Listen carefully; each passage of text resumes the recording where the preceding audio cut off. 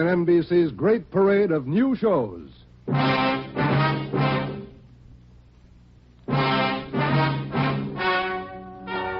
Ladies and gentlemen, the story you are about to hear is true. Only the names have been changed to protect the innocent. NBC brings you Dragnet.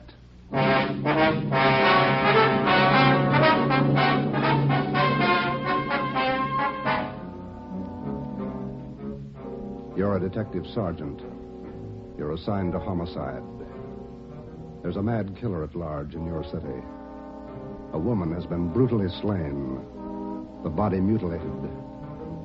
The picture is clear. The killer has a thirst for blood.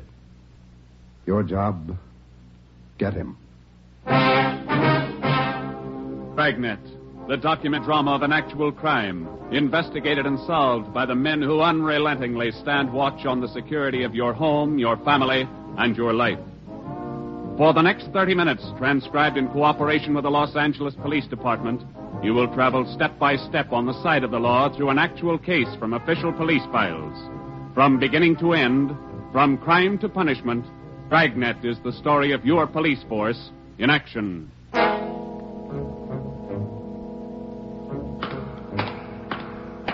It was Wednesday, January 12th. It was raining in Los Angeles. We were working the night watch out of Homicide. My partner's Ben Romero. The boss is Ed Backstrand, chief of detectives. My name's Friday. I was on the way back from the morgue, and it was 11:23 p.m. when I got to room 42. Homicide.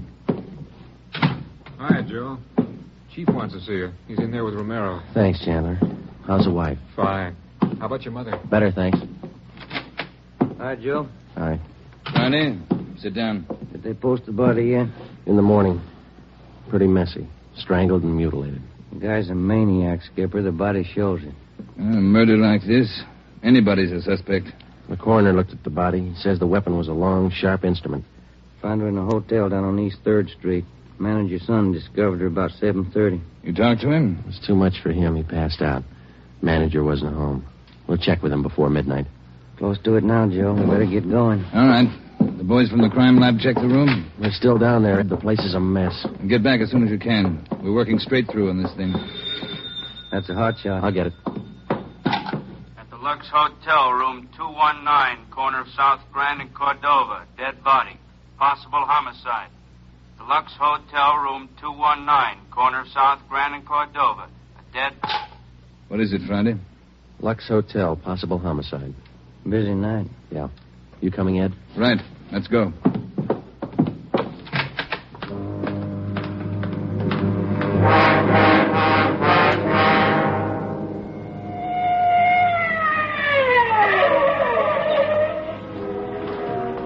Six minutes later, Ed Backstrand, Ben, and I pulled up in front of the Lux Hotel. The manager met us at the door and led the way up a narrow stairway to the second floor. The room number was 219. We were prepared for the worst. We got it. You're right, Romero. The guy must be a maniac. 2 hotels, 2 murders. The same M.O. 3 of us made a brief inspection of the room at the Lux Hotel. We took a few notes on the appearance of the girl's body and a brief description. Apparently, she'd been strangled to death first, and then her body brutally mangled. Ben and I went back down to the lobby, and the manager, Mr. Ford, showed us the house book. The girl was registered together with a man, Mr. and Mrs. Philip Grant. We took the hotel register to have it checked for fingerprints and to photostat the handwriting. Ben notified the crime lab. Then we went back to the room and questioned the manager.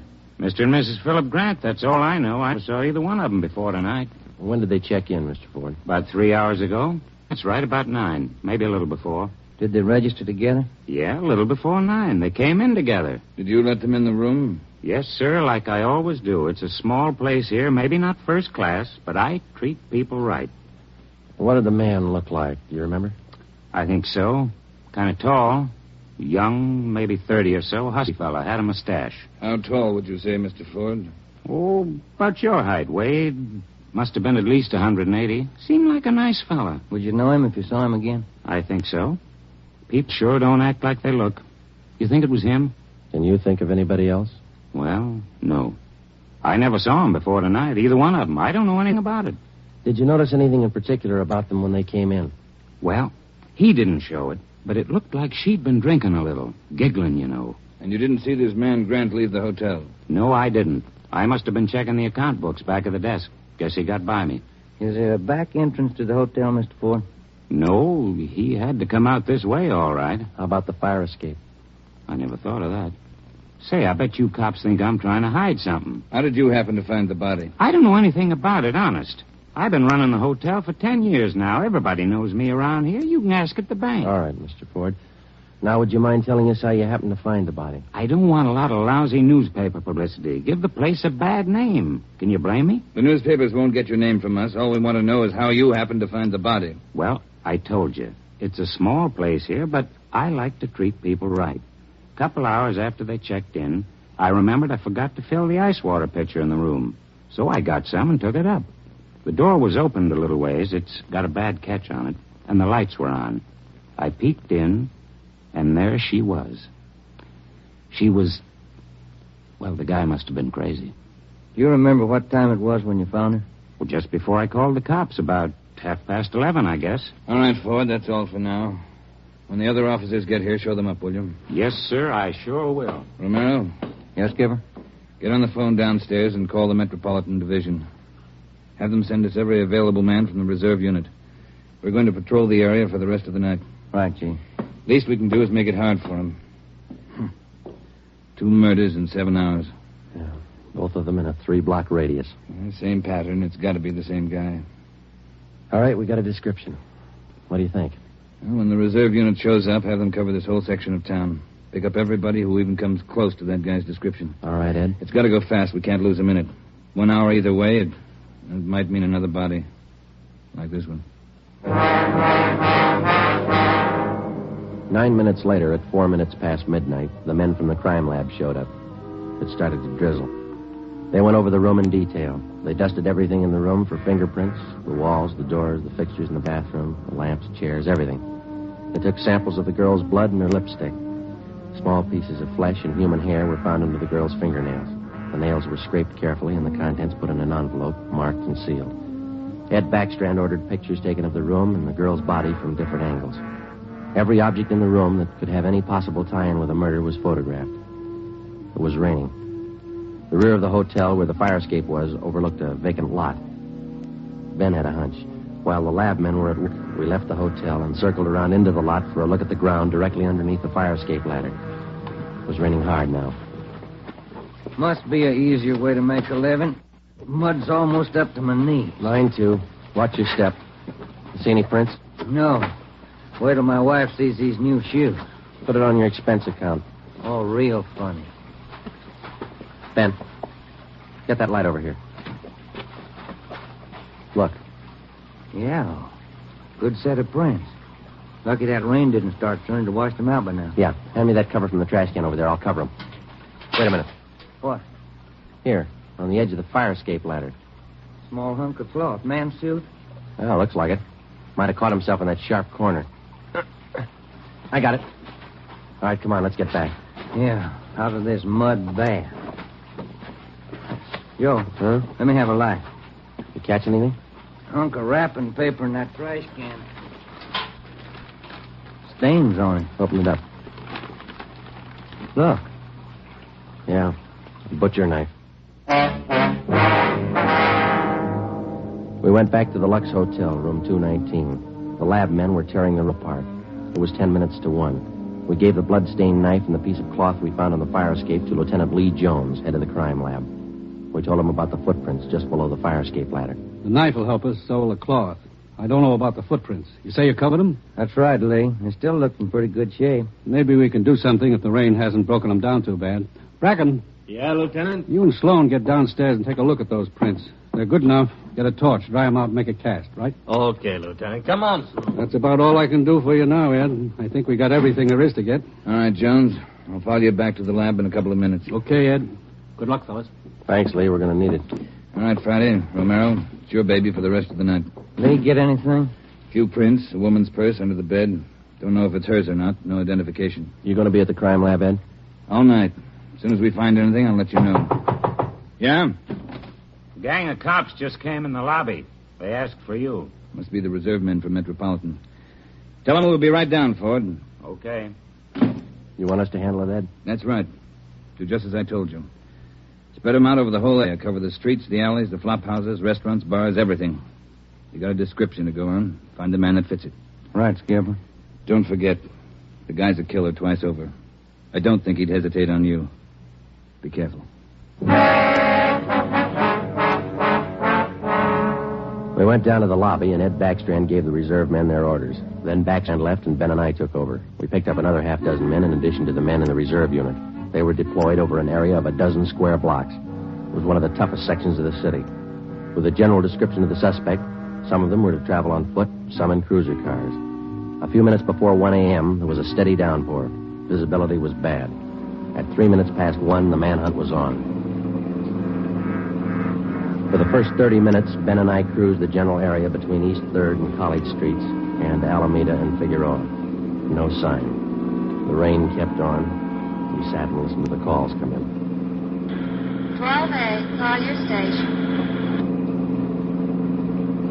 12A, KMA 367. Attention, all units. Recovered license plates in the 6th column. 4 Young, 7690. 41R, 788 Standard Avenue, or 373. 41R, KMA 367. Unit 71 at 2816 West La Cienega, a 507 party. What do you think, Joe? Any hunches? I think he's still around, somewhere inside these 12 blocks. Head on it. 5? All right, you're on. Want to check out a couple of these bars along here? Getting on to closing time. It's a good idea. Pull over, huh? All right, let's check him for the next couple of blocks, huh? Right. For the next 6 blocks until closing time, Ben and I checked every bar and every informant we met along the way. The questions got to be automatic. Have you seen a man answering this description? Tall, dark, about 5 feet 11, 180 pounds, well-built, mustache, about 30 years old. The answer's got to be automatic, too. Sorry, officer, I haven't seen him. No, can't remember him. Try the place down the street.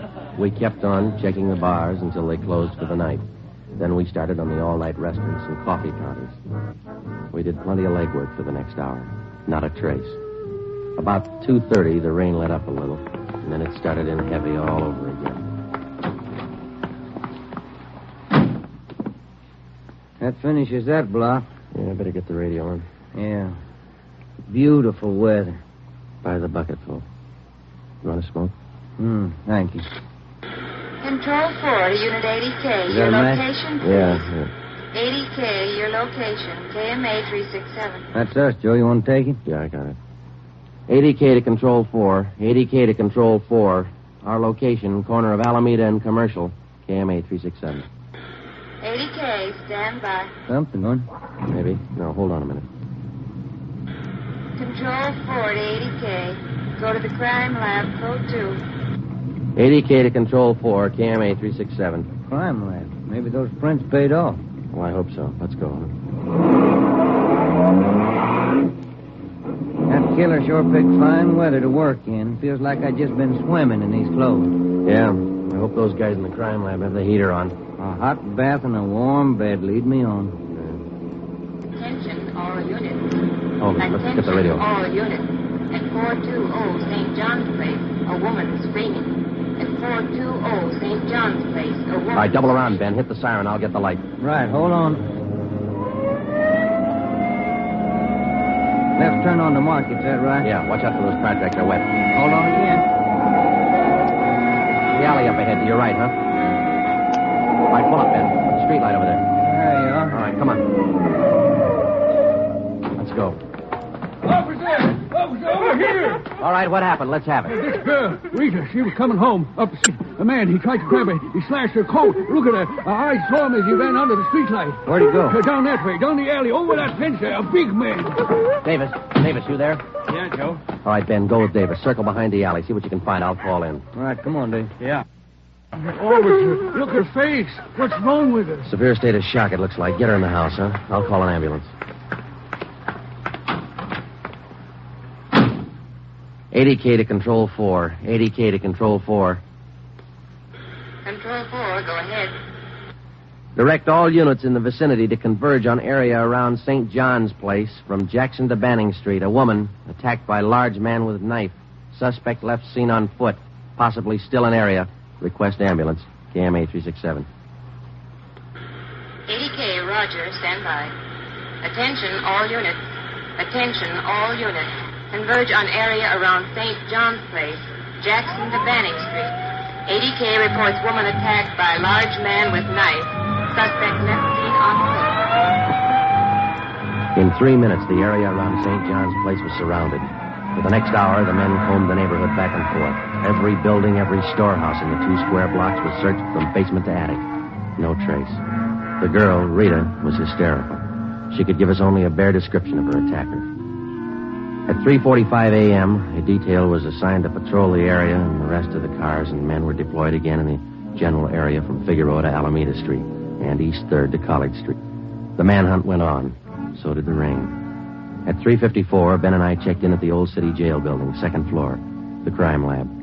Chief Ed Backstrand and Lee Jones were waiting for us. Heard about the call. How'd he get away? Not sure it was him, Skipper. How do you mean? Well, the girl wasn't hurt bad for one thing. No attempted strangling. For another thing, the guy stole her purse. That doesn't sound like the man we're after. Did you get a description from the girl? Didn't jibe too well, what she gave us. She was pretty hysterical. And you raked the neighborhood good? Every corner. Not a sign. You find anything? Yeah. Jones? Yeah, Ed. Fill them in, will you? Not one print on that knife you found, boys. Blood, but not a print. Your killer's crazy like a fox. Well, how about the scrapings from the girl's fingernails, Lee? Didn't help too much. Rarely do. Not enough to go on. Gotta have a fair-sized bit of flesh to run it for papal ridges. All we found under the girl's fingernails were small bits of skin. Yeah? She probably scratched the guy up some. Might have drawn blood. We had more luck with the footprints. You get an impression? Dried out the ground with torches and cast them. About size 10B. That's fine, Lee. But how about the prints? Only good one was a thumb. Real good. Got it off the wall near the light switch in the bathroom. Did you classify it yet? Yep. Found it in our single fingerprint file. The print belongs to a man by the name of Long. Robert Long. You got a record, Ed? Yeah. Misdemeanor. 2 arrests for drunkenness last October. Petty theft in December. The mama sheet shows a dishonorable discharge from the United States Coast Guard in 1946. Age 29, 192 pounds, 5 feet 10 inches, dark hair, dark eyes. That's close enough. We got even closer, Joe. Long works as a counterman at the Cottage Cafe down on South Flower. Started there last week on the early morning shift, but he didn't show up for work last night. Good. Where'd you get the tip? The knife you boys found. It didn't have any prints, but it had a brand on it. We ran it down. It was taken from the Cottage Cafe. Mm-hmm. Any address on this Robert Long, Ed? Yeah, got it from his boss. Rooming house on East 1st. Landlady says he hasn't been home in 2 nights. Yeah, now we wait. Rooming house is staked out, and so is the Cottage Cafe, just in case Long decides to show up for work this morning. What time you got, Romero? 6 minutes past 4. All right. We've got every indication that Robert Long's the man we're after. His description, fingerprints, the knife, the footprint, his size. Maybe we're wrong. I don't think so. How about a motive, Ed? I think Robert Long likes to kill. He's thirsty for it. None of the victims were criminally attacked. They were strangled. Bodies mutilated. How about robbery? No. 2 of the women he killed had money in their purses. He didn't touch it. Well, what's next, Skipper? Back on the street? Figueroa to Alameda. East 3rd to College Street. Keep a net around that area and work it back and forth until we're positive he's not inside. I think he is.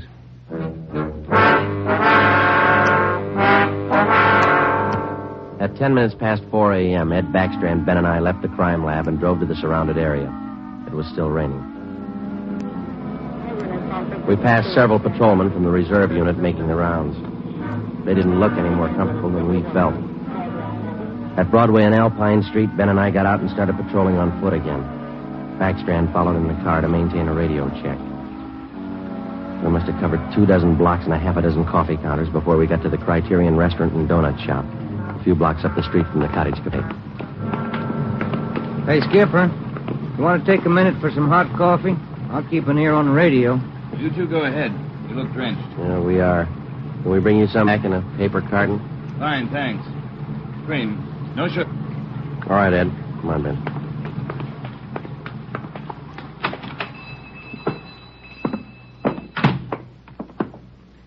Place is empty. Yeah. Yes, sir, gentlemen. What'll it be? Hot coffee? Yeah, there's two of us here. Can you fix up one to go? Sure thing. Say, on that one to go, cream, no sugar. Right. Say, you fellas cops? Yeah, why? No offense, just wondering. Here you are. Thank you. Cop in uniform was around a couple hours ago. Wanted to know if I'd seen some guy he was looking for. Tall, about 190 pounds, mustache, about 30 years old. Yeah, that's the description he gave me. He was looking for the guy. So are we. Say, that's good. That other cop came in right at my busiest time, a little after 2 when the bars closed. You know, it gets pretty rushed, and I didn't have much time to think, so I just said no. Then after the cop left, I remembered. You saw a man answering that description tonight? Yeah. I would have told the cop, but I was rushed. You know how it is. No time to think, and then I remembered. Are you sure? Oh, I'm sure, all right. Whoever he is, he's a lady killer. What do you mean? No offense. There was a sharp-looking dame down the end of the counter, and this guy breezes in and picks her up. Talks to her about 20 minutes, buys her a cup of coffee, and they walk out together. Do you remember what she looked like? Oh, nice-looking dame. Not beautiful, you know, more on the cute side. Ben, you got that morgue shot? Oh, yeah. Here it is. Thanks. Here's a picture. This the girl? Let's see. Yeah, that's her. Who is she? I don't know, mister. Down at the morgue, they call her Jane Doe, number 7. Just by accident, we'd come across a concrete lead on the killer's method of operation. The picture we showed the man in the donut shop was a shot of the strangler's first victim the night before. Evidently, the killer would enter a bar, coffee shop, or restaurant, strike up a conversation with a woman, make friends with her, either buy her drinks or invite her to a bar in the neighborhood, and then the rest of the puzzle was still unsolved. We went back to the Cottage Cafe and checked with the men on stakeout. Not a sign of him, Chief. How are you men covering the place? Baxter up in front in the booth across from the cash register. Lyman's back with the dishwashers. I'm at the counter. When's Long due to report for work, Dave? At 5. About 20 minutes to go. You're lucky you're inside. It's wet out there. You look it. All right, Davis. We'll be around about 5. Right, Chief.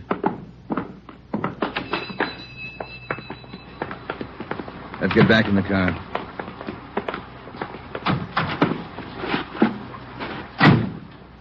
Where to, Skipper? Cruise the next 2 blocks, but don't go too far. If Long shows up for work this morning, we want to be around. The next 10 minutes dragged by. The rain kept on. Bastrand chewed nervously on a cigar.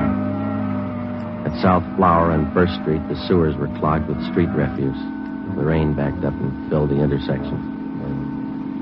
A group of aircraft workers huddled together in a doorway on one corner, waiting for the bus. It was cold and damp.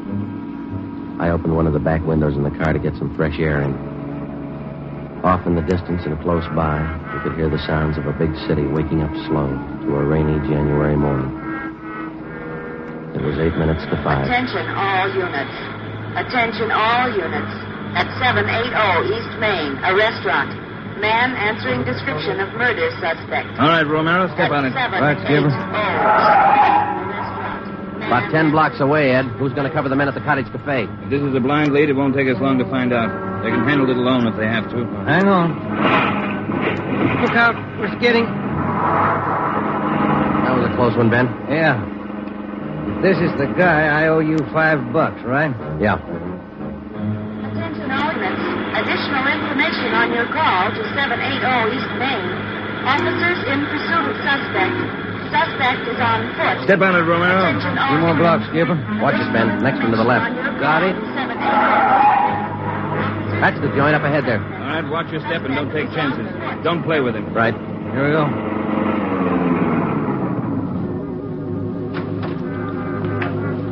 He went out the back, ran down an alley. Come on, Ben. Behind you. You men, hustle it. Circle around the block and choke off the alley. Fast. Emerson, home. Go in the right. All right, over the fence, Ben. Ben, look out, look out. You all right? It's not that good. Come on, Joe. All right. There he goes. Between the buildings. Stop or I'll shoot. The next house. He ducked into the basement. All right, cover me. Right. Come on, he broke through the garage doors. There's Davis. Dave, he slipped through. Get down to the next corner and ring the block. Yeah.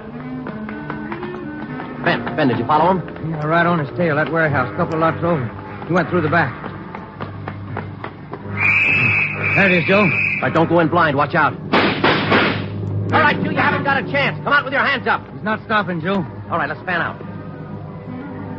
All right, Ben, cover me. I'm going for the door. All right, Ben, come on. You're clear. You spot him? There he is. Let's get him. Close. He's in a good spot. Let's move. He's up in the loft. Come on, let's head for the stairs. Will you? Easy. You spot him, Ben? No. Not a sign. Ben, look out, that packing tail.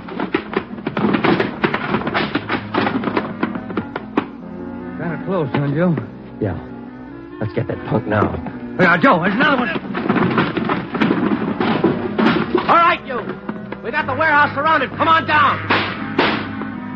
All right, then we'll blast you out. Joe, he's dropping down the ladder. He's going for the front door. They're waiting for you with Tommy guns out there.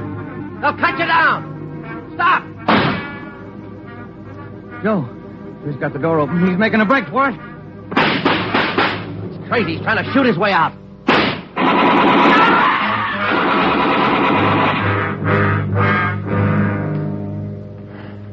Well, he asked for it. Yeah. Let's take a look.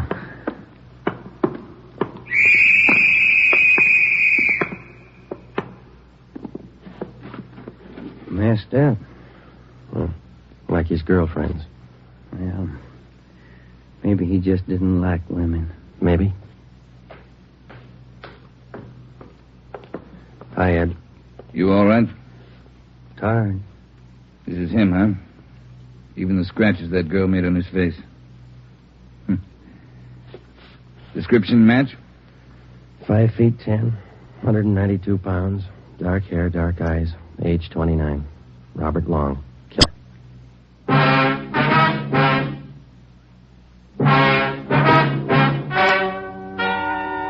The story you have just heard is true. Only the names were changed to protect the innocent.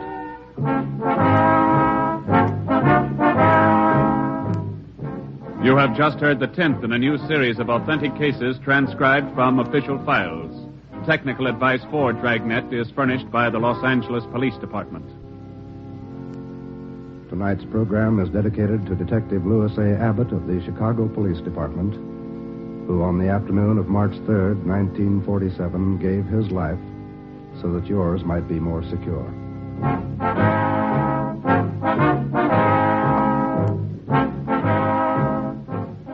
Dragnet came to you from Los Angeles.